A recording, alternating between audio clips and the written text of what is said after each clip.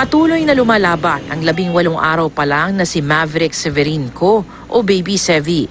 Mula ng pinanganak, hindi pa nakalalabas ng ospital si Baby Sevi dahil sa sakit na acute lymphoblastic leukemia o ALL.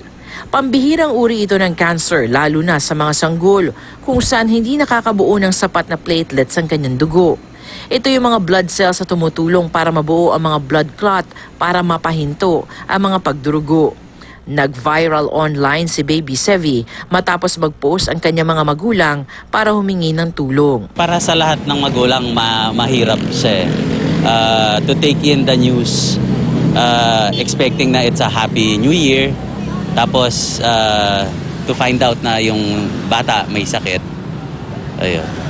So it's emotionally taxing. Walang patid naman ng mga tumutulong. Dahil kada 8 oras ang blood transfusion ni Baby Sevi, marami ang nagdodonate ng dugo. Ang DFA, prinoseso agad ang passport ng sanggol at sa mismong ICU pa kinuna ng letrato si Baby Sevi. Nakuha na ng pamilya ang kanilang US visa para dalhin sa Tennessee sa Amerika si Baby Sevi. Sasagutin ng St. Jude Children's Research Hospital ang lahat ng gastos sa pagpapagamot at pagpunta sa Amerika ng sanggol. Isinasaayos na rin ang mga travel arrangement para sa sanggol na babiyahe kasama ang kanyang 2 doktor at iba't ibang instrumento.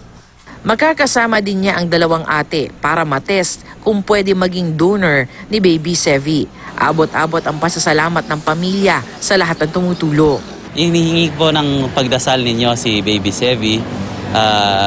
Nakakatulong sa amin to, even sa amin na magulang, nakakalakas sa amin na alam namin di kami nag-iisa. Umaasa ang pamilya na makakaalis sila ngayong linggo. Salima Rafran, Nakatutok, 24 Oras.